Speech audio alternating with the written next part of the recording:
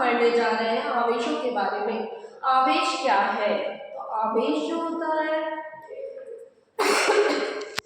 आवेश की सबसे पहले मतलब जैसे धनावेश होता है, ऋणावेश होता है, आवेश दो तरह के होते हैं। उसके बाद हम देखेंगे कि आवेश जो होता है उसकी कहाँ से उसकी शुरुआत हुई। तो हम ये देखेंगे कि स्थिर विद्युत सबसे पहले, स्थिर विद्युत की खोज सबसे पहले थेल्स नामक वैज्ञानिक ने की। थेल्स 2500 ईसा पूर्व कैसा किया? उन्होंने देखा कि रेशम को, कांच के टुकड़ों को, रेशम को उसके पास ले जाओ तो उसे आकर्षित करता है। ये स्थिर विद्युत है।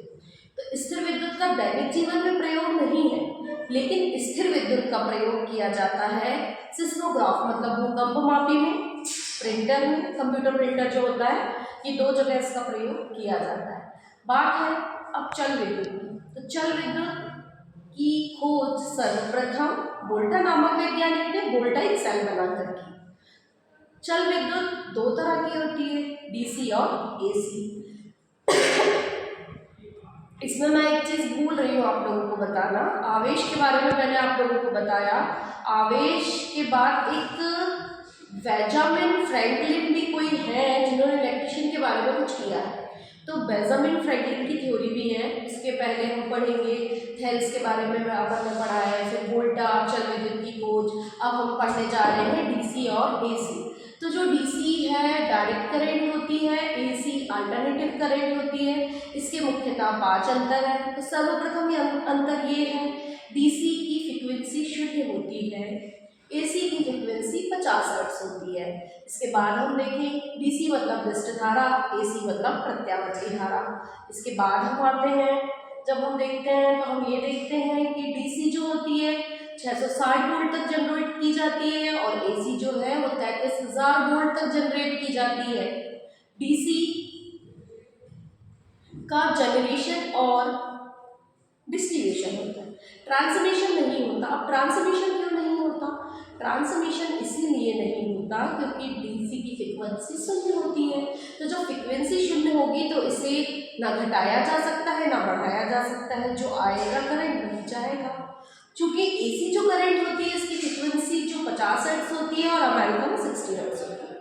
तो 50 हर्ट्ज फ्रीक्वेंसी होने के कारण इसे ट्रांसमिट मतलब इसका संचरण किया जाता है ट्रांसफार्मर के द्वारा, step up step down transformer के द्वारा, बिना फ्रीक्वेंसी को घटाए बढ़ाए, वोल्टेज को घटाया या बढ़ाया जा सकता है। तो 5 मुख्य अंतर हो गए। पहला अंतर, इसकी फ्रीक्वेंसी डीसी की शून्य होती है, एसी की 50 हर्ट्ज होती है। DC direct current, AC alternative current. DC मतलब विशिष्ट धारा, एसी मतलब प्रत्यावर्ती धारा। और डीसी का केवल जनरेशन और डिस्ट्रीब्यूशन, एसी का जनरेशन, ट्रांसमिशन और डिस्ट्रीब्यूशन। इतनी चीजें क्लियर हुई आपको। आज के वीडियो में हम एसी और डीसी के अंतर तक, इसके बाद हम नेक्स्ट वीडियो में आपको आवेश की इकाई और डीसी और एसी के और भी कंपोनेंट्स और इसके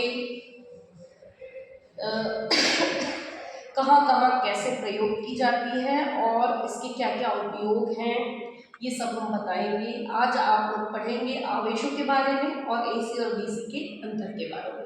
थैंक यू।